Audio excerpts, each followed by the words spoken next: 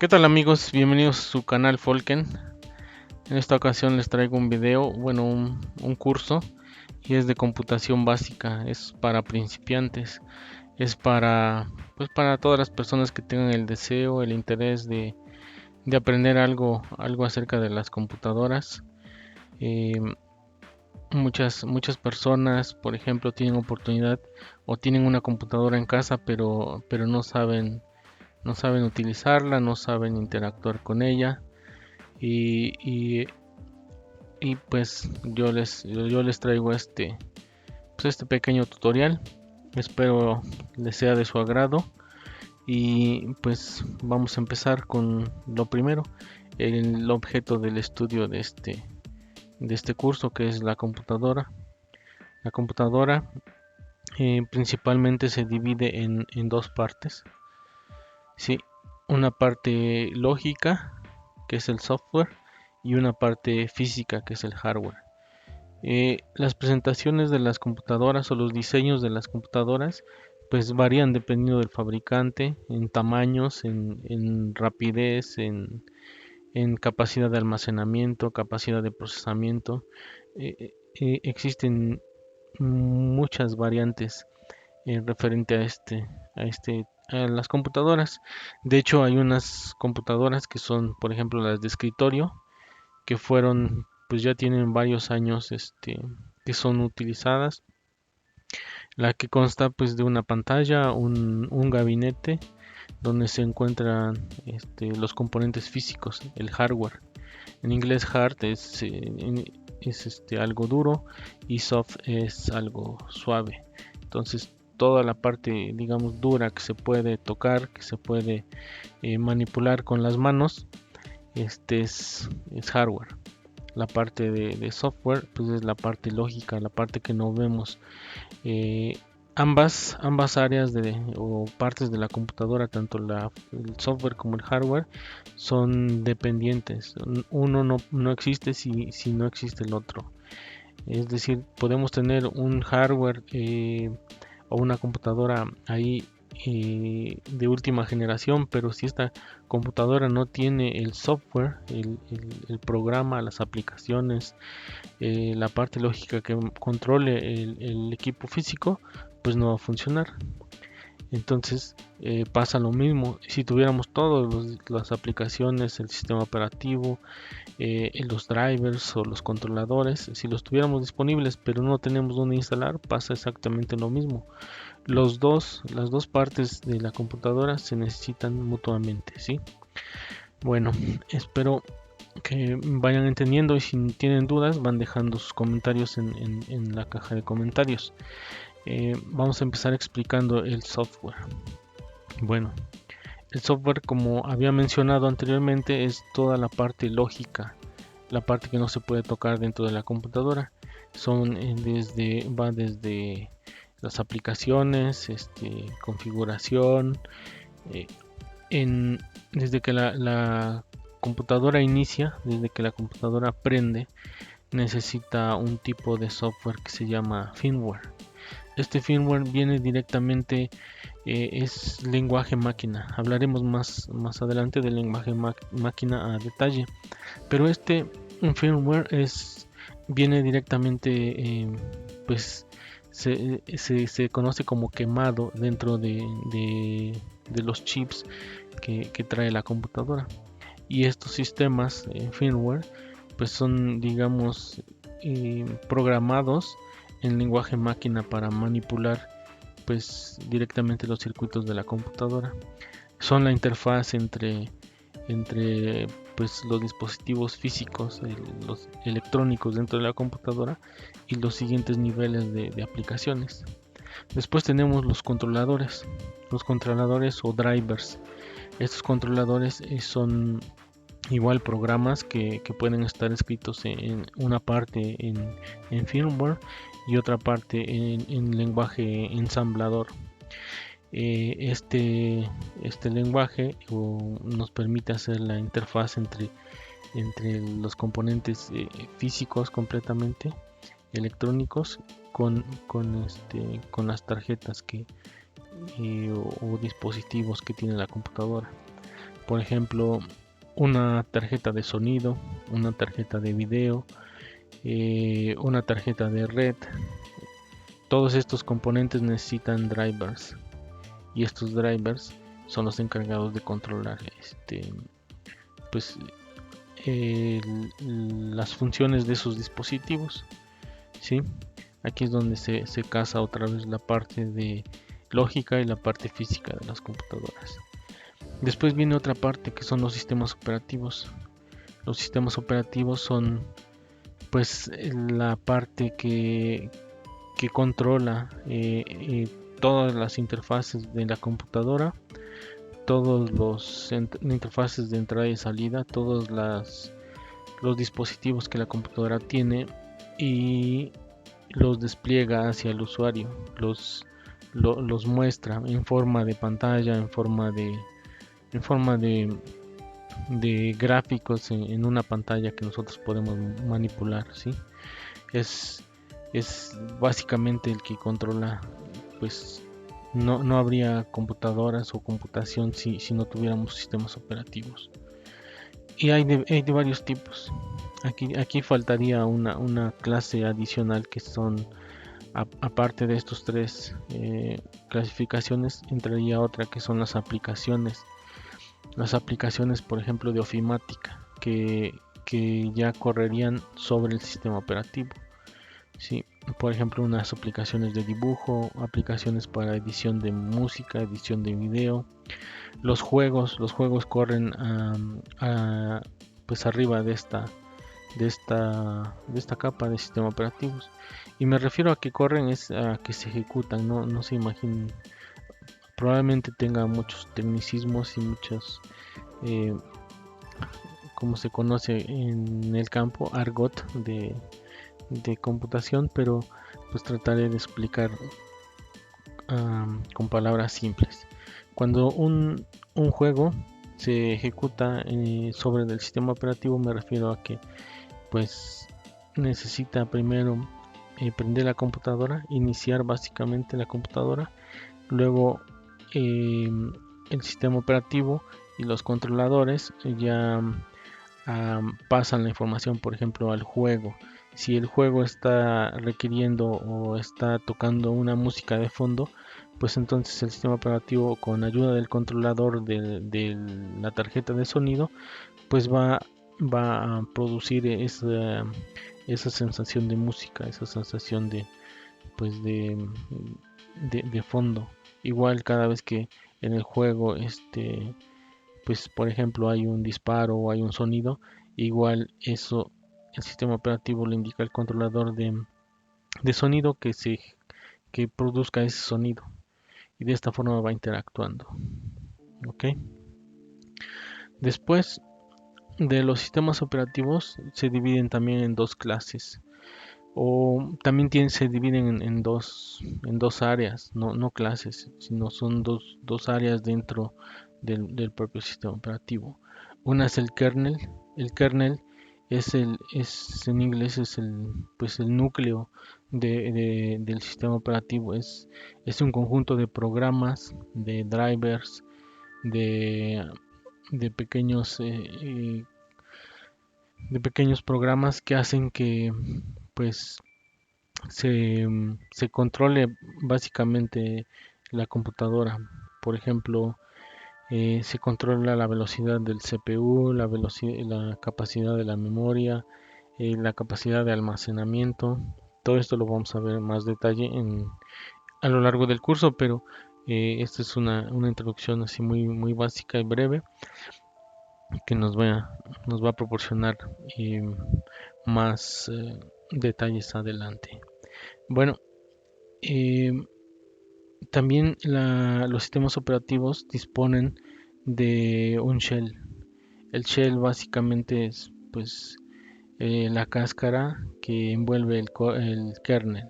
¿Y qué me refiero a cáscara? Pues que ya eh, todas las opciones, capacidades de nuestro sistema operativo, mediante el shell y el uso de órdenes o de comandos, podemos manipular ese kernel o utilizarlo para nuestro beneficio, por ejemplo.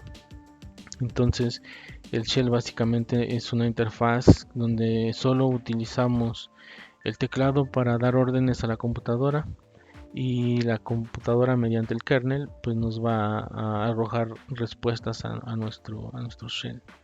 Digamos, esto es lo más básico. Cada sistema operativo tiene diferentes shells. Eso también lo vamos a ver en este curso. Vamos a ver cómo interactuamos con los shells, con los diferentes, en los diferentes sistemas operativos. ¿Sale? Después procedemos con kernel. Y cabe mencionar que dentro de la computadora hay referencias apuntadores hacia la memoria de la computadora.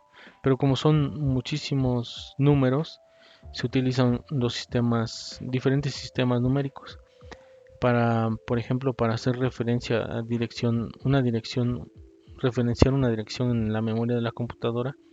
Se utiliza el sistema hexadecimal. El hexadecimal consta pues del sistema decimal que conocemos, del 1 al 9, del 0 al 9, aquí me falta un 0, del 0 al 9, y también se le agregan letras, ¿sí? A, B, C, D, E hasta la F. Entonces, eh, básicamente los sistemas son repeticiones o combinaciones de números que nos dan la posibilidad de hacer múltiples combinaciones, y cada combinación significa algo. Por ejemplo, nosotros sabemos que el sistema, por ejemplo, el que nosotros nos enseñaron desde la escuela, desde el colegio, el sistema decimal, hacer operaciones con el sistema decimal. El sistema decimal consta del 0 al 9, ¿sí? Del 0 al 9 a nosotros nos dijeron que pues del 1 al 10, pero el sistema en sí es del 0 al 9. Cuando estos números se terminan, por ejemplo, si vamos en secuencia del 0 al 9, se termina esta secuencia, entonces se empieza con otra secuencia, con el 1 y el 0, y entonces ya se forma un 10. Después el 1 con el 1 ya se forma un 11. El 1 con el 2 y se forma un 12. Y así sucesivamente se van agregando o se van incrementando las combinaciones de números para posteriormente continuar con el número 2. Y el número 2 con el 0 se hace el 20. Y el 2 con el 1 el 21, y así se va sucesivamente. Esa es la realidad de nuestro sistema decimal. También existe otro número, es el octal. El sistema octal solo consta pues de 8 números, del 0 al 7. Es un sistema pues un poco reducido porque no es la mitad del hexadecimal. En el hexadecimal son 16 números. Sí, es para referenciar pues muchísima información, tener un conteo o saber direcciones en la memoria que, que nos permiten pues millones de combinaciones. Ok, bueno, después del sistema octal viene el sistema binario, que es el que les comentaba, que las máquinas utilizan un lenguaje máquina, y el lenguaje máquina es el lenguaje binario, porque las computadoras solo conocen ceros y unos. Las computadoras no conocen números, no conocen letras, no conocen sonidos, no conocen nada de eso. Las computadoras solo procesan ceros y unos. Los ceros y unos, físicamente o dentro de los circuitos de la computadora, indican si hay voltaje, si hay un pulso de voltaje o no lo hay. Si hay un pulso, entonces es un 1. Si no lo hay, entonces es un 0. Y toda esta secuencia de números de ceros y unos son lo que se conoce como flujos de información o, o procesamiento de la información, ya que estos ceros y unos los interpreta el CPU de la computadora, y en base a la información o a los códigos que tiene el CPU ya hace las operaciones pertinentes para que nosotros podamos, por ejemplo, disfrutar de una película o disfrutar de un juego o estar trabajando en nuestra aplicación, en nuestro procesador de textos o nuestra hoja de cálculo, ¿sí? O simplemente revisando el Facebook. Em, las unidades de medida de almacenamiento de las computadoras vienen. Es muy importante que tengamos esta tablita. Esta tablita la obtuve de aquí, de estos amigos de tipos de computadora, de este blog, porque está muy bien explicado. Tiene para que nos demos una idea de cómo funciona esto de los bits. Aquí habíamos mencionado que el sistema binario, que consta solo de dos números, del 1 y del 0, nos permite pues hacer toda esta capacidad de combinaciones o unidad de medidas. Si hablamos de almacenamiento, por ejemplo, comenté que un byte son 8 bits, ¿sí? En estos 8 bits podemos hacer una combinación en solo estos 8 bits. Bueno, creo que aquí tengo otra presentación donde lo vamos a explicar mejor. Aquí en el byte, ¿sí? Imagínense que un byte es como estas celdas que se ven aquí en este dibujo. ¿Sí? Hay 8 espacios, 1, 2, 3, 4, 5, 6, 7, 8. Es una tabla con 8 espacios. Cada espacio es un lugar donde puede ir un 0 o puede ir un 1. ¿Sí? Así es como los chips, cuando las personas que empezaron a diseñar las computadoras, a programar las computadoras, ocuparon 8 espacios para designar algo, un código. Puede ser un número, puede ser un carácter especial, puede ser una letra, puede ser una letra mayúscula. Entonces se dieron cuenta que utilizando 8 bits se pueden sacar 256 combinaciones, 255 combinaciones, ¿sí? Y que va desde el 0, cuando todas las casillas estas están en blanco, o sea, no hay nada guardado de información, y termina cuando todas las casillas están completas, están llenas, o sea, quiere decir que hay información aquí, ¿sí? Entonces estas combinaciones de espacios y de información hacen los códigos, y cada uno de esos códigos representa algo. Entonces se pusieron de acuerdo igual estas personas que desarrollaron todas estas reglas, digamos, y diseñaron un código estándar de intercambio de información o de caracteres, que se llama el código ASCII. Y el código ASCII viene así más o menos.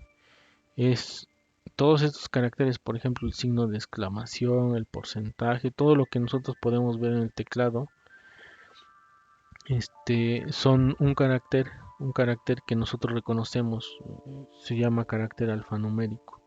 Estos caracteres pues son fácilmente reconocidos por nosotros, pero como les había mencionado, la computadora solo entiende ceros y unos. Entonces un byte es representa uno de estos, una combinación de bits representa alguno de estos caracteres en forma de un byte. Entonces, cuando nosotros estamos escribiendo, por ejemplo, una palabra en nuestra computadora, por ejemplo, la palabra hola, son 4 letras. Cada una de estas letras sería un byte. Son 8 bits que se están ocupando, ¿sí? Y aquí, como pueden ver en esta tablita también, la representación octal, el sistema numérico octal, el sistema hexadecimal y el sistema decimal. Aquí convendría también poner el sistema binario para que ustedes lo pudieran pues asimilar más. Si se dan cuenta, el octal llega hasta el 7 y cuando el hexadecimal llega hasta el, hasta el 15. Después del 15 ya viene el 10, pero ya se utilizaron letras, ¿sí? Entonces esto hace que nuestro sistema hexadecimal pues crezca más, tengamos más números para utilizarlos, simplemente utilizando solo dos letras o dos espacios, ¿sí? Podemos llegar a, por ejemplo, si en el sistema decimal, si nosotros quisiéramos representar el número 1000, necesitaríamos tres espacios. Necesitaríamos el 1 para el 1 y tres ceros para los ceros. Entonces ya estaríamos ocupando cuatro espacios, 4 bytes, ¿sí? Entonces utilizando el sistema hexadecimal, pues posiblemente solo ocupemos tres caracteres en lugar de 4. Y eso pues es un tipo de reducción en cuanto a la memoria de la computadora. Sí. Em, si se dan cuenta aquí de esta tabla de combinaciones va desde el 31, 63, llega hasta el carácter 127. El 126 es la tilde esta.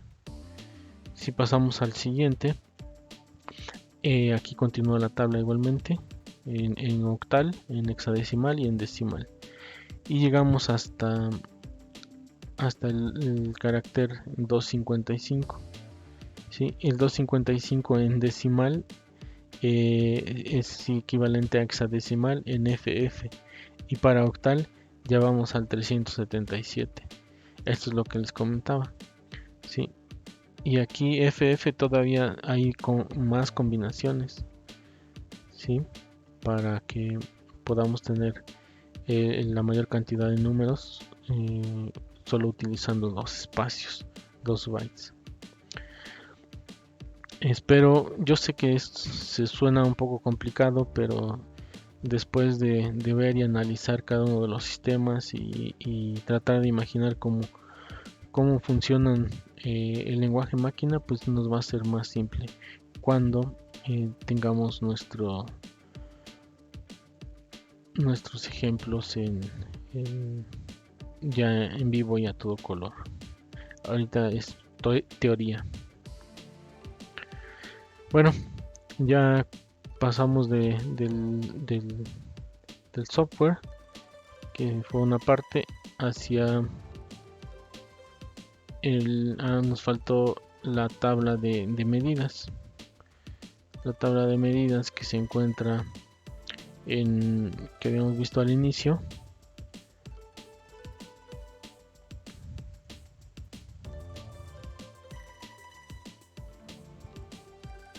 Aquí se encuentra una tabla de medidas.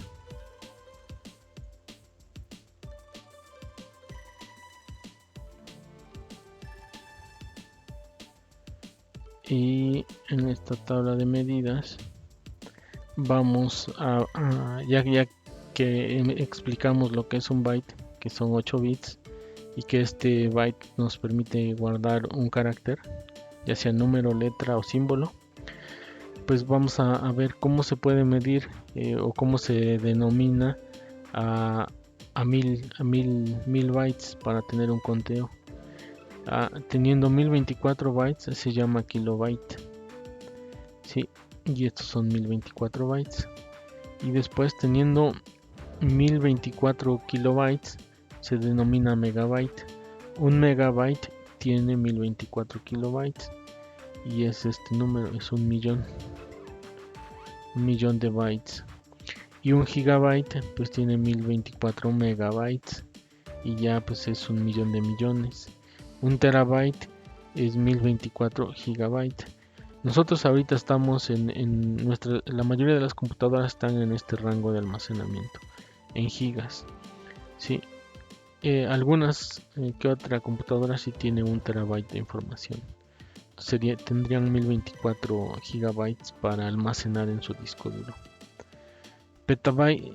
pues solo grandes compañías que utilizan pues muchísima información tienen esta capacidad de almacenamiento. Exabyte, pues igual, solo las más grandes tienen esta capacidad de almacenamiento. Si se dan cuenta cuál es el número, hasta aquí son millones, billones, trillones de información. Zettabyte son 1024 exabytes. Yottabyte ya son 1024 zettabytes y Brontobyte 1024 yottabytes y Gigabyte son 1024 Brontobyte. Entonces ya son cantidades de información pues exageradísimas, o sea,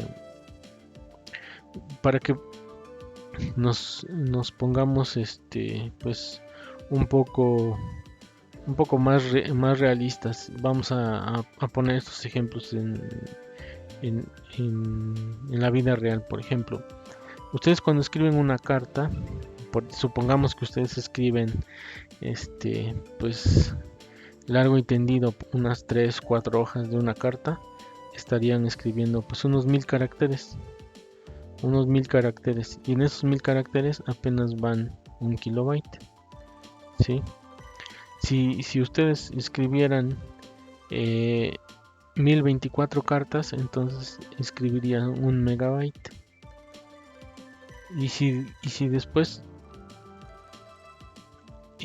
por ejemplo, ya sería un libro, la cantidad de un libro, un megabyte sería un libro de cartas. Y si ya tuvieran 1 gigabyte, pues ya sería una librería, una biblioteca de libros de información. 1 gigabyte sería una biblioteca. O sea, tener 1000 libros, 1000 libros ahí,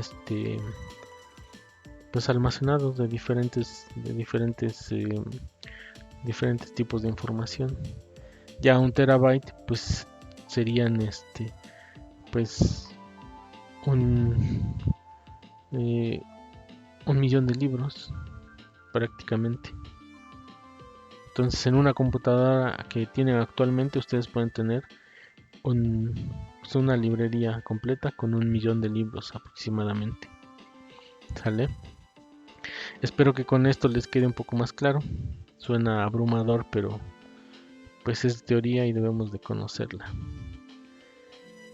¿Qué más me falta por aquí? Byte. Pues vamos a la parte física. Ya hablamos de la parte lógica. En la parte lógica, tomando la referencia esta de esta tabla, esto es unidades de medida en cuanto a almacenamiento, pero hay unidades de medida también en cuanto a procesamiento. En la unidad de medida de almacenamiento, la más básica es el bit. El bit ya dijimos que era un 1 o un 0.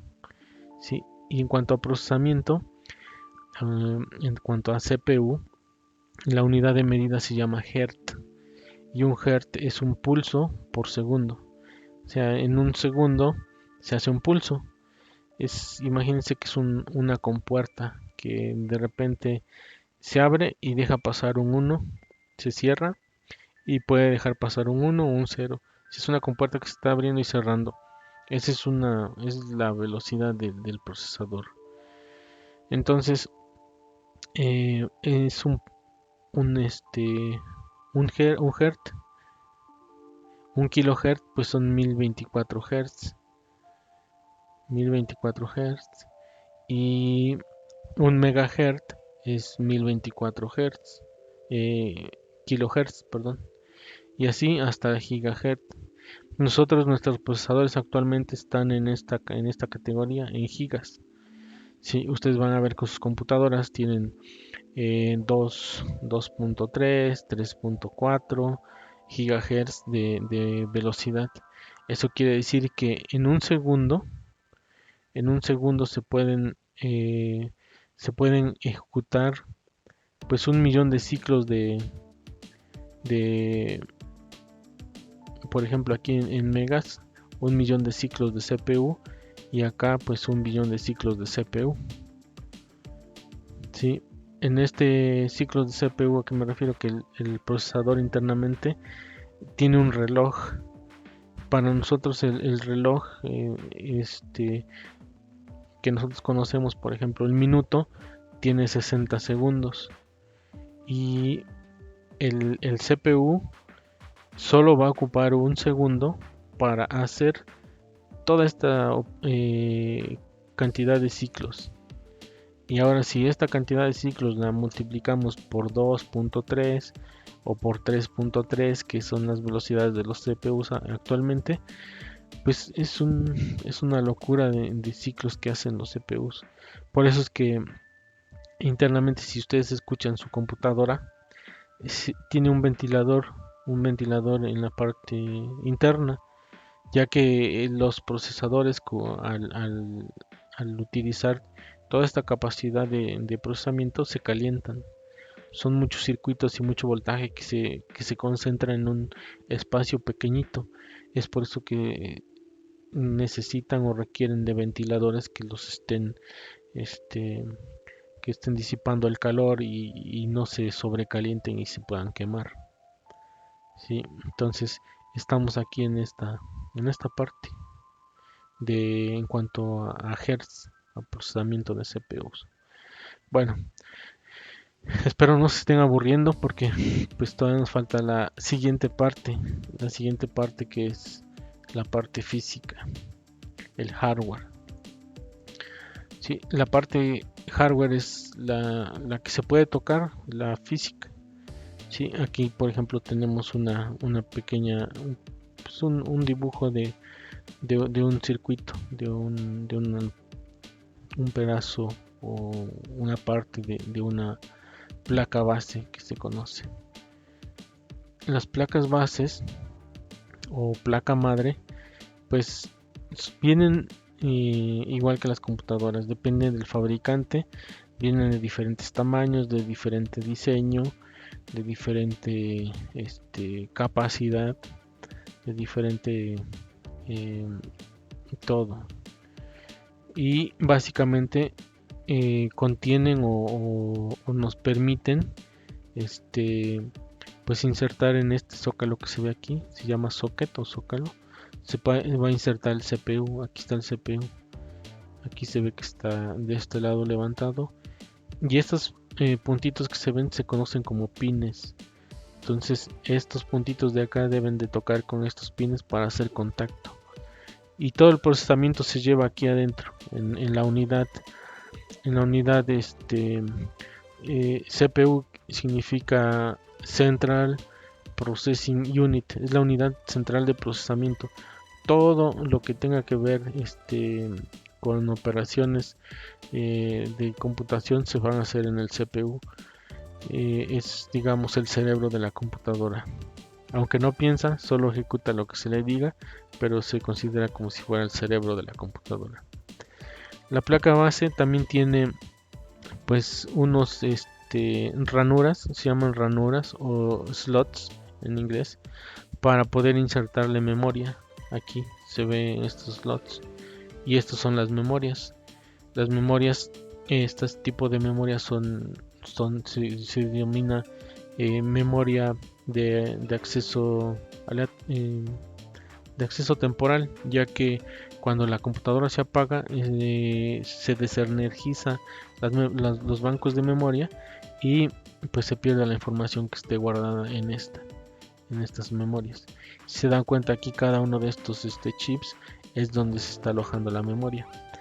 Anteriormente les había mencionado que pues se tiene una referencia a cada uno de estos chips. Imagínense que son celdas, que es una tabla grande, y en cada tabla va a guardar un bit o un byte, o dependiendo de cómo esté organizado. Entonces cada uno de nuestros programas, el sistema operativo, todo va a estar interactuando, va a estar controlando pues el acceso a la memoria. Está sabiendo qué tanto se va usando, si abro un programa o una aplicación o abro un video en YouTube, en qué parte de la memoria se va a cargar ese programa, y va a estar desplegando el video en nuestro monitor o en nuestra pantalla. Todo eso lo hace el sistema operativo con ayuda del CPU y de la memoria. Si nosotros estuviésemos, ya habíamos dicho que son billones de procesos o de ciclos de CPU por segundo. Entonces, cuando ustedes abren su computadora, la computadora está usando ciclos de CPU lo divide, o sea, en un segundo lo divide pues en múltiples partes y dependiendo, por ejemplo, para procesar un pedazo de video, solo ocupa unos ciclos del CPU. Para administrar la memoria, otro segmento de ciclos. Y para escuchar una canción, por ejemplo, otros ciclos. Y así el CPU va asignando o va procesando tan rápido la información que nosotros prácticamente no nos damos cuenta que lo va haciendo en pausas. Porque, porque lo hace de forma rapidísima. Que nosotros pues ni lo notamos. Por ejemplo, en los juegos es donde se podría apreciar más cuando hay un juego de altísima definición, altísimo, ya estos tipos de CPUs ya no son funcionales, ahí ya se necesitan GPUs. El GPU es otro tipo de chip, pero diseñado de diferente forma que nos permite pues asignarle toda la capacidad de procesamiento solo al video. De esa forma se logran, por ejemplo, en los videojuegos, pues ver hasta el mínimo detalle. Por ejemplo, si está lloviendo, ver cómo la lluvia rebota del suelo y crea ondas, así por ejemplo, así cosas así ya muy al detalle. Todo esto funciona a este nivel. Esto es lo que hace posible todo ese gran esas grandes experiencias en los videojuegos. Después tenemos aquí, por ejemplo, generalmente a un lado del CPU principal viene el procesador de video. Por ejemplo, este es el GPU de esta placa madre. GPU es un chip para procesar el video. Es de menor potencia, por ejemplo, que una tarjeta gráfica para jugar un videojuego con grandes requerimientos. La tarjeta madre también nos sirve para colocar. Esta tarjeta pues ya tiene algunos años y todavía tiene ranuras PCI, por ejemplo, para conectarles tarjetas de video o este tipo de ranura también para insertar video, para insertar pues no sé, una tarjeta de sonido adicional, una tarjeta de red. eh, Tiene estas dos opciones. Hay tarjetas en motherboards que tienen más opciones. Ahí puedes agregar más cosas, incluso más memoria. Aquí solo tiene dos ranuras para poder insertar dos módulos de memoria. Aquí en este video, miren, se pueden ver 4, tiene 5 módulos, 5 ranuras para insertar 5 módulos de memoria RAM. Eso va a depender de las características de las máquinas, ¿sí? Hay máquinas, por ejemplo, o se llaman computadoras personales que son de este estilo, pero hay máquinas que son destinadas solamente pues al uso pues de forma masiva y se conocen como servidores. Los servidores pues ya son computadoras, un tipo de computadora con mucho más capacidad de procesamiento. No solo traen un socket o un zócalo para un solo CPU, pueden tener varios. Y pueden tener varios módulos de memoria para poder hacer este procesamiento. Los sistemas operativos en la parte de software se dividen pues principalmente en monousuario y multiusuario. Actualmente la mayoría de los sistemas pues son multiusuario, o sea que los recursos de hardware que tienen soportan o pueden fácilmente proporcionar eh, proporcionar el servicio a 2 o 3 usuarios al mismo tiempo. Por lo mismo que les comentaba que el CPU asigna un espacio de,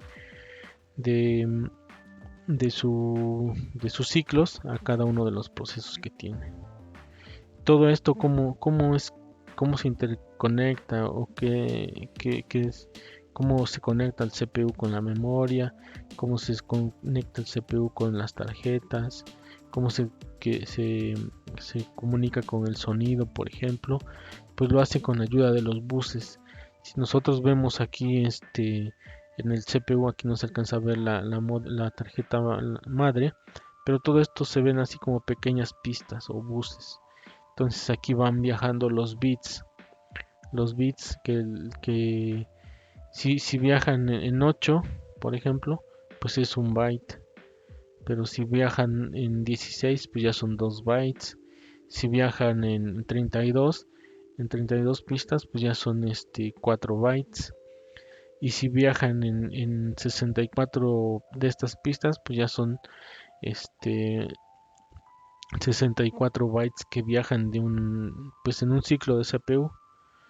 Entonces luego vienen las arquitecturas de los CPUs que trabajan a 32 bits o que trabajan a 64 bits. Eso quiere decir que pues el CPU trabajando a 64 bits, pues su, su capacidad pues se incrementa. Aparte que los procesadores de 32 bits tienen una limitante en cuanto a la memoria, ya que no pueden manipular programas más grandes, más de 4 gigas de información. Y todo eso gracias a los buses, a las pistas estas que se ven. Bueno, después vemos los dispositivos de entrada y salida. Estos son todo lo que se puede tocar dentro de la computadora, la parte física. Y la parte física también vienen los dispositivos de entrada y salida. En los dispositivos de entrada y salida, vamos a ver por ejemplo los de entrada primero. Pues en todos los que interactúan o todos los que envían información hacia el CPU de nuestra computadora. En este caso el ratón, en interfaces gráficas y en interfaces de texto, por ejemplo en Shell, solo se utiliza el teclado. No utilizamos otra cosa más que el teclado.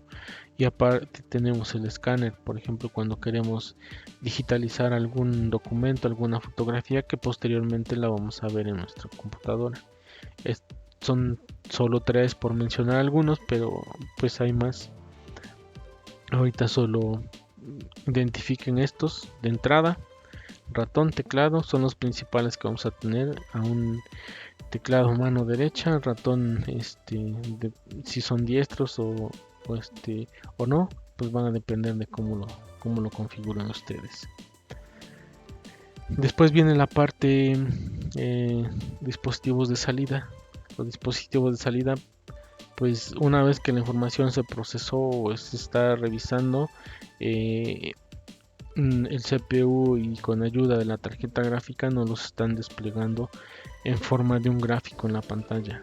Nosotros vemos cómo se mueve el ratón, cómo interactuamos con la pantalla. Estamos haciendo una comunicación en 2 vías. Nosotros le estamos dando información de entrada y la computadora está procesando y nos regresa la información de salida en la pantalla.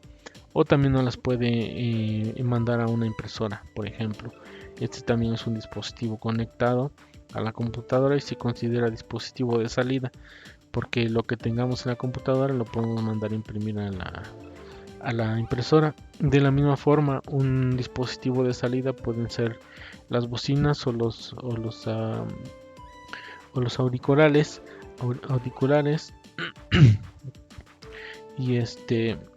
y y aquí por ejemplo la salida sería una canción, por ejemplo, o música o algo que estemos escuchando en la computadora.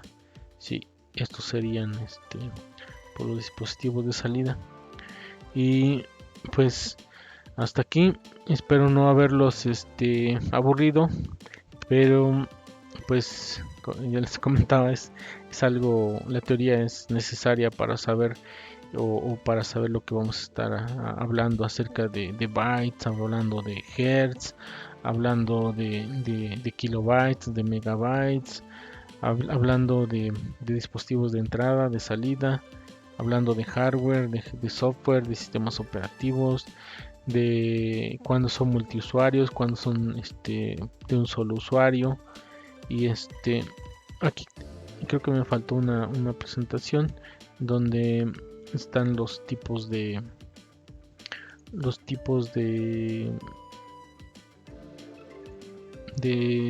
sistemas operativos. Eh, Hay unos sistemas que se llaman básicamente tenemos pues clasificados el, el Linux. Linux que viene en muchas distribuciones Linux. Por ejemplo, yo me gusta usar Ubuntu, Slackware, Debian, SUSE, Red Hat, CentOS, Fedora. ¿Qué más? Hay muchas distribuciones de Linux y cada quien utiliza la que más le agrade. Mm, Después vienen los sistemas Unix. Sistemas Unix, por ejemplo, son sistemas principalmente para servidores. Habíamos hablado de computadoras grandes, pues estos sistemas Unix son especialistas en manejar ese tipo de computadoras y de arquitecturas que no solo tienen un solo CPUs, tienen múltiples CPUs, múltiples bancos de memorias y estos son para, para ese tipo de computadoras. Y luego vienen las computadoras que utilizan más en todo el mundo prácticamente, tanto en la casa como en las oficinas, ya que la facilidad de uso que ha dado la empresa Microsoft, pues ha permitido esto, que sean fáciles de usar y accesibles. El licenciamiento no es tan caro comparado con sistemas Unix. Y la desventaja que tiene Linux es que pues no es muy conocido, o sea, es decir, en- para usuarios regulares o normalmente hablando, pues Linux no está disponible. Ya que, por ejemplo, si ustedes van y compran una computadora en una tienda pues de marca o de renombre, generalmente si no es un sistema Macintosh, va a venir con un sistema Windows. Entonces prácticamente los usuarios finales solo están entre Windows y Macintosh. Solo los usuarios más aventurados son los que utilizan Linux o los que quieren probar cosas distintas. Los que no se conforman con lo que les dan, buscan alternativas como Linux. Aparte, Linux es software libre, no paga una licencia por nada, porque estos sistemas básicamente están basados en Unix. La idea es de Unix, pero personalizados a cada proyecto que los ha pues elaborado. Entonces, espero que les guste. Si no les gusta, pongan un comentario, vemos que mejoramos, pero pues vamos a compartir conocimiento y vamos a hacer que una comunidad de aprendizaje donde nos volvamos aventureros. Entonces, denle like, suscríbanse y nos vemos en el próximo video. Adiós.